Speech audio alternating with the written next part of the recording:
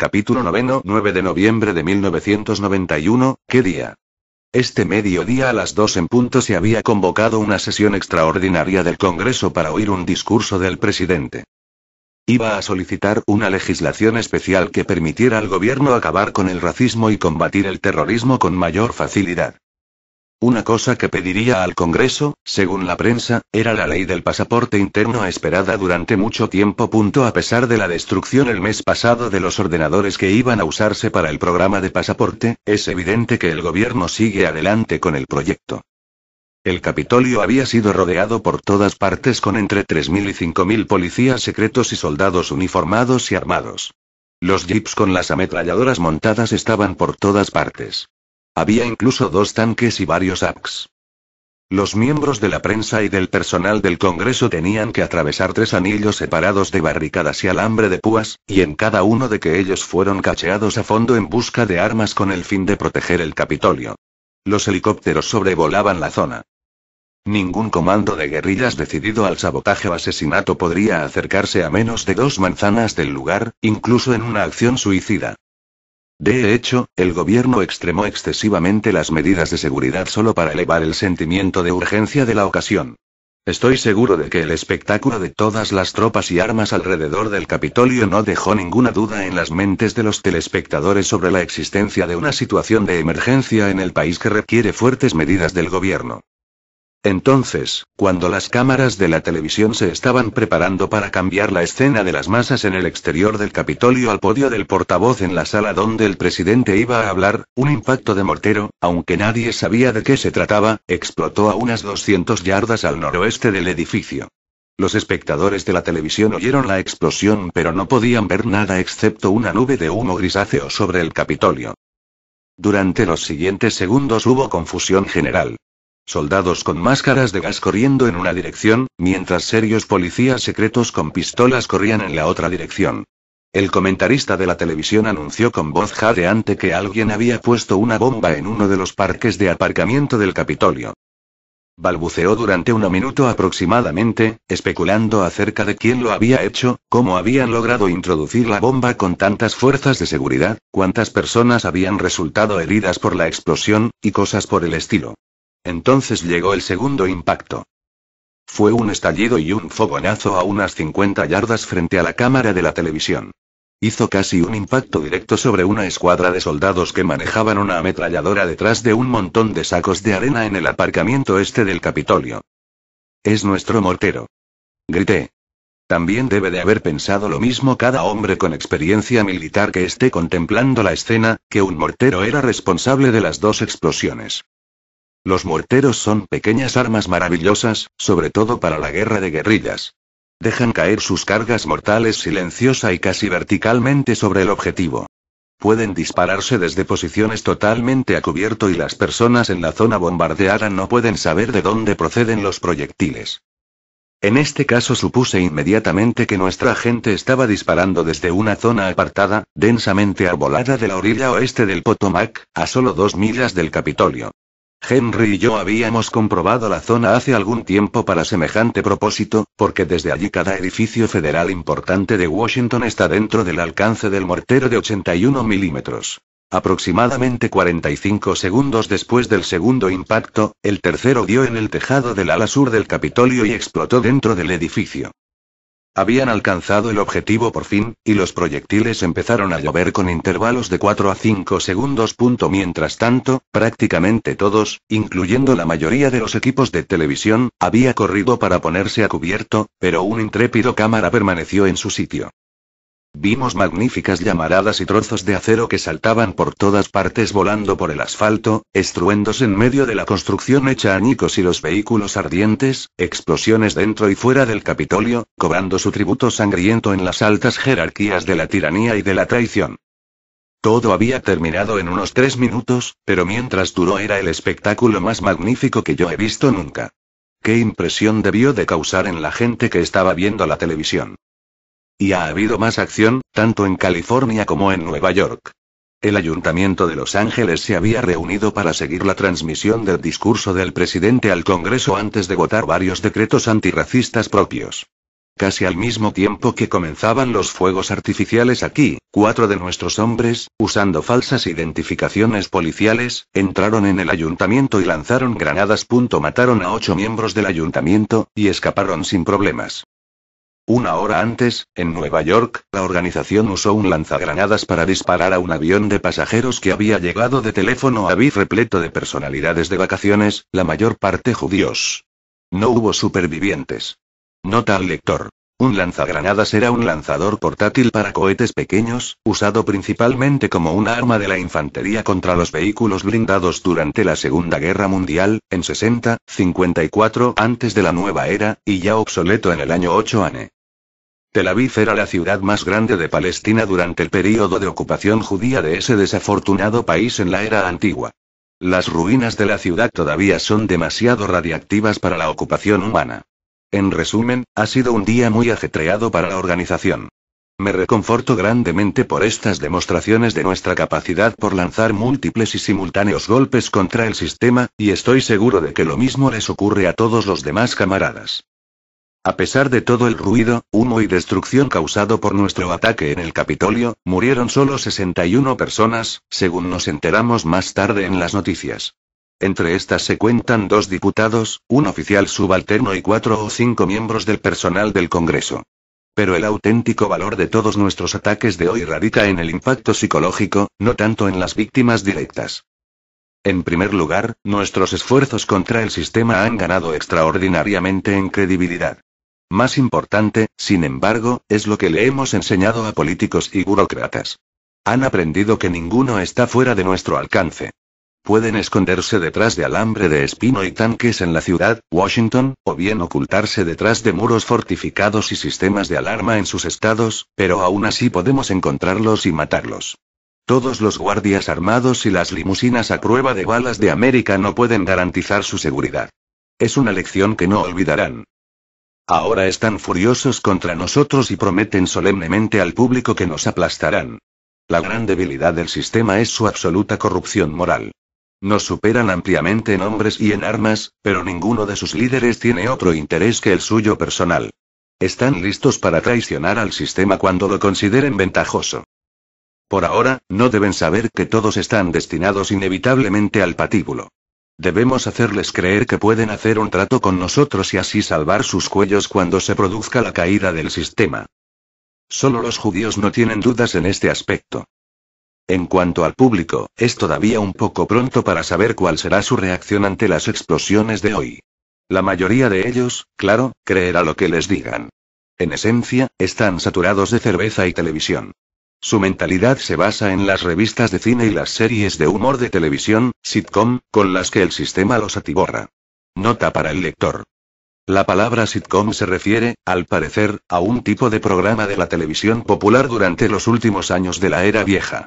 No obstante, debemos observar cuidadosamente los sentimientos del público hacia el sistema y hacia nosotros. Aunque la gran mayoría continuará apoyando al sistema con tal de que sus neveras estén llenas, es del público de donde debemos extraer a nuestros reclutas para compensar nuestras pérdidas.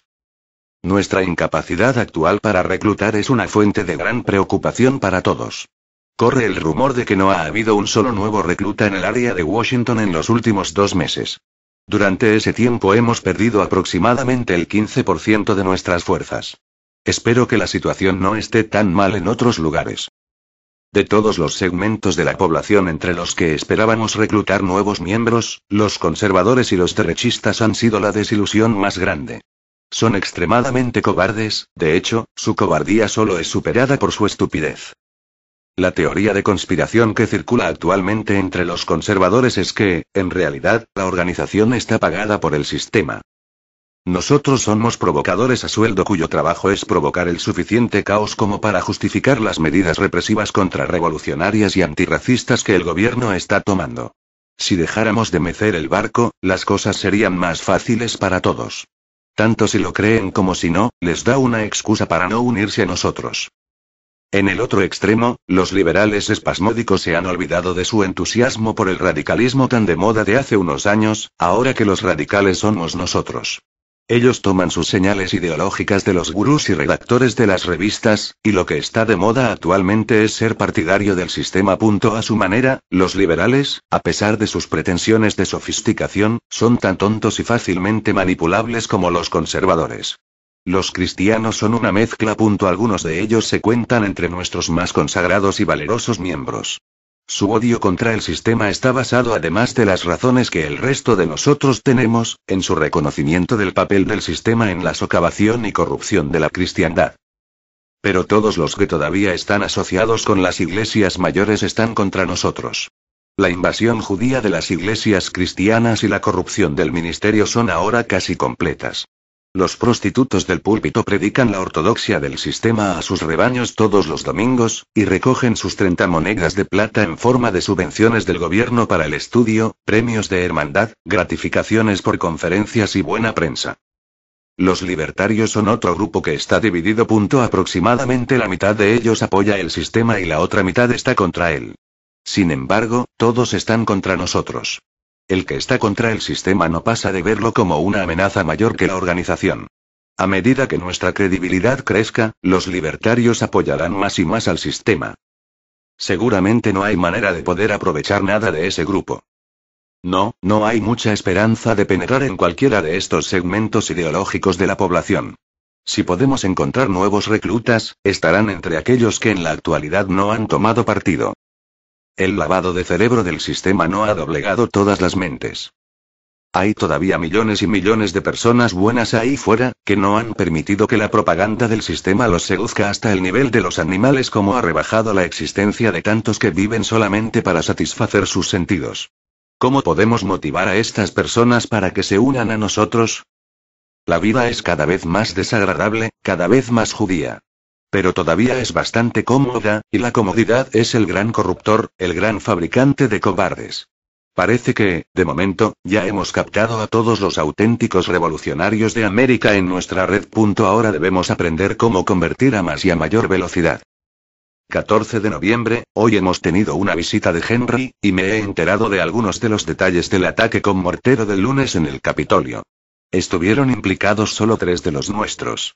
Henry y el hombre que le ayudó a transportar las piezas del mortero y los proyectiles al lugar elegido para realizar los disparos entre los bosques y dejarlo todo preparado, y una muchacha con un pequeño transmisor en un parque a unas manzanas del Capitolio que sirvió como observador de tiro. Ella transmitió por radio las correcciones del alcance al ayudante de Henry, mientras Henry dejaba caer los proyectiles en el tubo. Los cálculos que hice sobre el alcance de los proyectiles habían sido casi perfectos. Gastaron toda la munición de 81 milímetros que robamos en Aberdeen el mes pasado, y Henry quiso saber si yo podría hacer algo. Le expliqué la dificultad de la tarea. Las bombas que preparábamos eran bastante sofisticadas. Pero los proyectiles del mortero, eso era otra cosa. Eran demasiado complejos para nuestras posibilidades actuales. Algo podría improvisar, pero sería una aproximación muy vasta a la auténtica, que distaría mucho de lo necesario. Tendremos que hacer un asalto en otra armería, con todos los riesgos que trae consigo, antes de poder usar nuestro mortero de nuevo. Otra cosa de la que hablé con Henry fue la oleada de bombas muy rudimentarias que ha ocurrido en los últimos 2 o 3 días.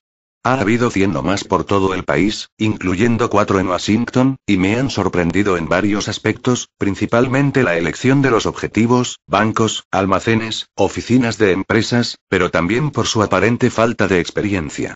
Por cada bomba que explotó, parece que la policía descubrió otra que falló. Henry confirmó mis sospechas. Las bombas, al menos las de nuestra zona, no son obra de la organización. Eso es interesante. Parece que hemos estimulado involuntariamente a anarquistas latentes o Dios sabe qué, que han estado acechando en las sombras. Los medios de comunicación, claro, han atribuido todo esto a nosotros, lo cual es un tanto embarazoso, debido a la falta de pericia demostrada, pero quizás el propio fenómeno no es un hecho negativo.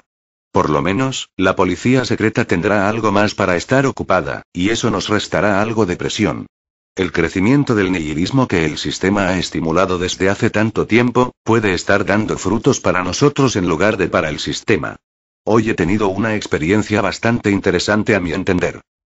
Tenía que ir a Georgetown para ocuparme de un problema menor de comunicaciones de la Unidad 4. Georgetown, que una vez fue el área más elegante de Washington, ha sucumbido en los últimos 5 años a la misma plaga que ha convertido el resto de la capital de la nación en una selva del asfalto. La mayoría de las tiendas caras se han convertido en locales de gays, salones de masaje, tiendas porno, licorerías y similares negocios capitalistas. La basura llena las aceras, y los negros que eran allí bastante escasos ahora pululan por todas partes. Pero hay todavía muchos blancos que viven en Georgetown. Las que una vez fueron casas de ricos, hoy están repletas, ocupadas por colonias de intrusos, principalmente jóvenes marginados y fugitivos. Llevan una existencia marginal, pidiendo en las calles, buscando en los cubos de basura entre los desperdicios, robando de vez en cuando. Algunas de las muchachas caen en la prostitución ocasional. Prácticamente todos ellos, o al menos así pensaba hasta ahora, están permanentemente drogados. Desde que el sistema dejó de hacer cumplir las leyes sobre la droga el año pasado, la heroína ha llegado a ser tan barata y tan fácil de conseguir como los cigarrillos. Los policías generalmente los dejan tranquilos, aunque algunas de las historias sobre lo que sigue ocurriendo entre estos jóvenes son terribles. Dentro de sus fortalezas, los edificios repletos en los que viven, cocinan, comen, duermen, hacen el amor, dan a luz, se inyectan la droga en sus venas y mueren. Parecen haber regresado a un estilo de vida precivilizado. Cultos religiosos de chiflados, en medio de incienso y conjuros, florecen entre ellos. Predominan varios tipos de culto a Satanás, reminiscencias de antiguos cultos semíticos, y se rumorea que tienen lugar torturas y crímenes rituales, así como canibalismo ritual, rituales de orgías sexuales y otras prácticas no occidentales. Yo había terminado mi trabajo para la Unidad 4 que, teniendo algunos de nuestros miembros más bohemios, puede mezclarse sin problemas en el ambiente de Georgetown mejor que cualquiera de nuestras otras unidades, y me dirigía hacia la parada de autobús cuando me encontré con un incidente demasiado frecuente. 2 jóvenes delincuentes, parecían puertorriqueños o mexicanos, estaban forcejeando con una muchacha pelirroja en la acera, intentando empujarla hacia un portal. Un ciudadano prudente habría pasado sin implicarse, pero yo me detuve, miré un momento, y entonces me dirigí hacia el trío. Los 2 varones morenos estaban distraídos suficientemente por mi presencia para darle una oportunidad a la muchacha de escaparse fácilmente. Ellos me miraron con odio y me gritaron unas obscenidades, pero no intentaron coger a la muchacha que rápidamente puso 100 pies o más entre ella y los que habían intentado raptarla. Me volví y seguí mi camino. La muchacha caminó despacio, permitiéndome alcanzarla. Gracias, dijo ella, mientras se dibujaba en su rostro una sonrisa afectuosa. Era bastante bonita, pero vestía con andrajos y no tenía más de 17 años, obviamente era una de los marginados de Georgetown. Charlé con ella mientras caminábamos juntos. Lo primero que averigüé fue que no había comido en 2 días y que tenía mucha hambre. Nos detuvimos en un puesto de comida en la acera y le compré una hamburguesa y un batido. Después de eso tenía todavía hambre, por lo que le compré otra hamburguesa y algunas patatas fritas. Mientras ella comía hablamos, y aprendí varias cosas interesantes. Una era que la vida entre los marginados se diversifica más de lo que yo hubiera imaginado. Hay colonias que están en las drogas y colonias que estrictamente se abstienen de las drogas, colonias que son racialmente mixtas y otras totalmente blancas, colonias sexualmente equilibradas y otras en las que todos son hombres, las llamadas guaridas de lobos. Los grupos también están divididos según su culto religioso. Elsa, que es su nombre, dijo que ella nunca había tomado drogas. Dejó el grupo con el que estaba viviendo hace 2 días, después de una disputa doméstica, y estaba a punto de ser raptada y llevada a una guarida de lobos cuando yo intervine. También me dio algunas buenas pistas acerca de quién es responsable de los recientes atentados que nos confundieron a Henry y a mí. Parece ser de conocimiento general entre sus amigos que algunas de las colonias de Georgetown están en esa clase de cosas, inquietando a los cerdos. La propia Elsa parece que es completamente apolítica y que no está involucrada de ninguna forma en las bombas. No quise preguntar demasiado y que pensara que yo era un policía, así que no la presioné para que me diese más información sobre el asunto. Bajo estas circunstancias no podía permitirme el lujo de llevar a Elsa a nuestro cuartel general, pero tenía la tentación. Le di un billete de $5 cuando nos despedíamos, y me aseguró que encontraría un lugar para ella en uno de los grupos sin dificultad. Probablemente regresaría al grupo del que había salido. Me dio su dirección, para que yo pudiera buscarla. Pensando sobre esto durante esta tarde, me parece que podemos estar pasando por alto algunos aliados potencialmente útiles entre estos jóvenes marginados. Individualmente ellos no son muy valiosos, estoy seguro, pero tal vez podamos hacer uso de ellos de forma colectiva. Debemos considerarlo detenidamente.